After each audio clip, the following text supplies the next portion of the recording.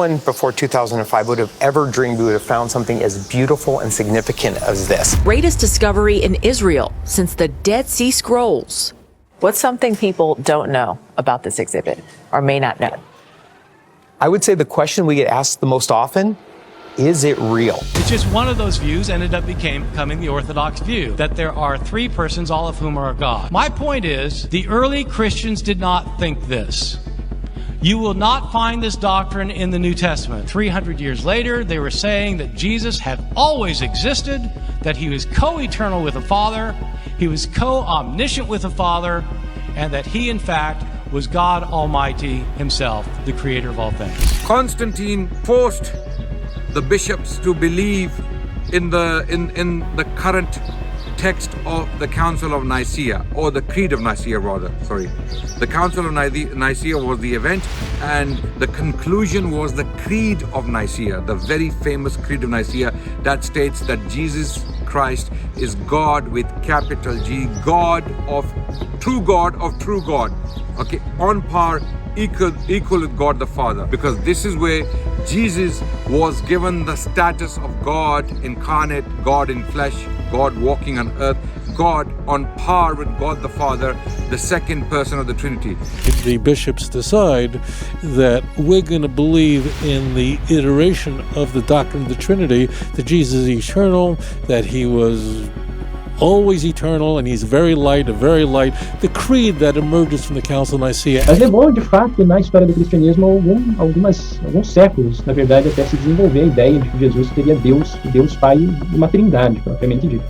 Levou um tempo para isso acontecer. Somente ali para o terceiro século em diante que nós temos esse desenvolvimento realmente se dando, que vai até mesmo depois concluir nos concílios, o concílio de Niceia e depois o concílio de Constantinopla, que vai fechar essa ideia sobre a trindade, o nascimento de fato. Olhando para tudo que eles disseram, e alguns deles inclusive estudiosos, acadêmicos, nós hoje sabemos que a divindade de Jesus Cristo, ou seja, a crença de que Jesus era Deus, foi realmente inventada por uma necessidade basicamente política de Constantino ali no século IV d.C.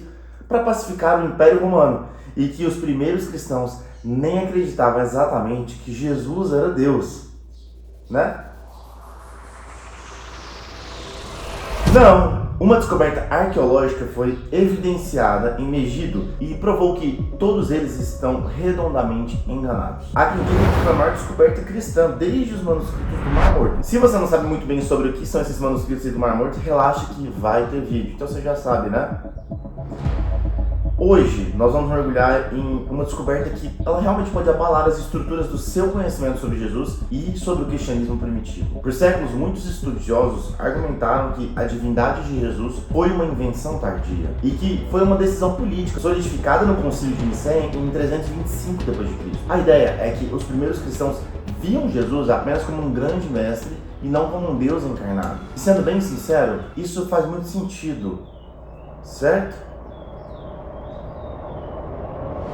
Errado. Se fosse verdade, nós teríamos que ignorar várias evidências documentais antigas, por exemplo, as cartas paulinas, as cartas do apóstolo Paulo, que foram escritas aí por volta de 50, 60 d.C., pelo menos, talvez até antes disso, e já falam de Jesus em termos divinos. Mas hoje, vamos além dos documentos. Nós vamos falar de pedra, cerâmica e inscrições epigráficas que você pode realmente tocar, sentir, ver. Em 2005, durante a expansão de uma prisão de segurança máxima em Megido, lá em Israel, arqueólogos fizeram uma descoberta muito surpreendente. Mas antes, você precisa entender um pouquinho sobre o que é Megido. Essa cidade foi palco de muitas guerras, abrigou postos militares romanos, foi rota militar do Egito também, e até é mencionada no livro de Apocalipse. Arqueologicamente, Megido é realmente um tesouro, assim, qualquer arqueólogo conhece muito bem essa cidade e muitos historiadores também. Camadas e mais camadas de civilizações e muita história realmente foi escavada naquele local. E agora o que eles desenterraram foi realmente uma instalação com 12 salas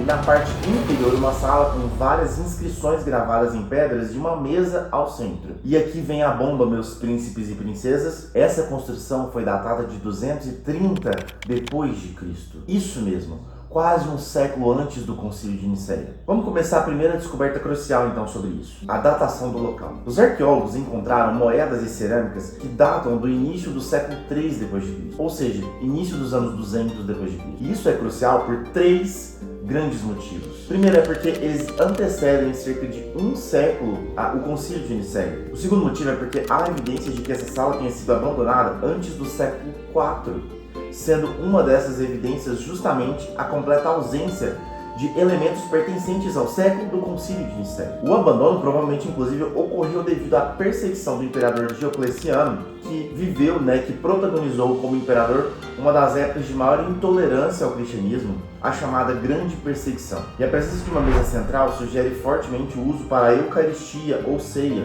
uma prática que desde o início estava ligada à compreensão de Jesus como divino. Não era apenas uma refeição comemorativa, mas um rito que reconhecia a presença divina de Cristo naquele local. Agora nós vamos para a segunda descoberta relevante lá. Lembra que são 3 descobertas relevantes? Nós estamos na segunda. A segunda é uma inscrição no chão que diz: Gaianos, também chamado Porfírio, centurião, nosso irmão, pavimentou o chão como um ato de generosidade. Isso é incrível por 3 excelentes motivos. Mostra a presença de cristãos no exército romano, algo muito questionado por historiadores, mas que de fato aqui nós temos uma evidência. Revela também o nível de comprometimento desse oficial, pois claramente ele se colocava em grande risco e mesmo assim, diante desse risco, optava por proclamar uma crença religiosa e que poderia lhe custar muito caro. E terceiro, mostra também o nível de convicção que um oficial romano tinha na figura de Jesus como alguém divino, novamente, quase um século antes do concílio de Nicéia. E agora, a descoberta que fez muito web ateu, agnóstico e negacionista de Jesus tremer o bigode. Uma clara inscrição no chão da sala que dizia: Aqueptos, amante de Deus, ofereceu a mesa para o Deus Jesus Cristo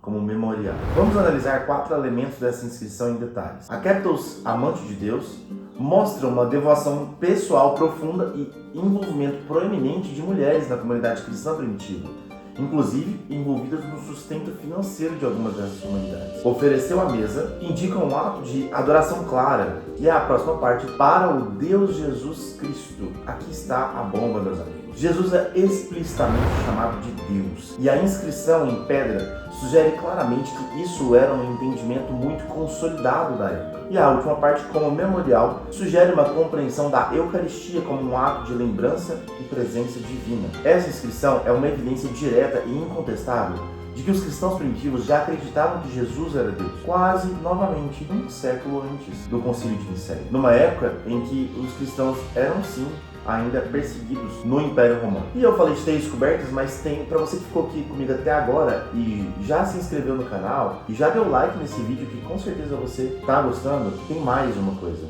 tem mais uma descoberta que tava lá, uma descoberta bônus. São 2 peixes gravados na sala, como você tá vendo ali. Isso pode parecer um detalhe muito pequeno, mas é incrivelmente significativo. O peixe era um símbolo cristão muito antigo, usado como um código secreto em tempos de perseguição. Mas além disso, remete diretamente à passagem também de Lucas 9, 10 e 17, onde Jesus multiplica os 5 pães e os 2 peixes. Esse símbolo não apenas confirma o uso cristão desse local, mas também conecta diretamente a fé dessa comunidade aos milagres de Jesus registrados de forma histórica nos evangelhos. Então, o que tudo isso significa? Vamos recapitular então 5 fatos importantes. Primeiro, nós temos um local de culto cristão datado de quase um século antes do concílio de Nicéia. 2, nós encontramos evidências de cristãos em perseguição, em posição de autoridade no exército romano. 3, nós temos uma declaração explícita da divindade de Jesus. 4, nós temos símbolos que conectam diretamente essa comunidade aos relatos dos evangelhos. Essas descobertas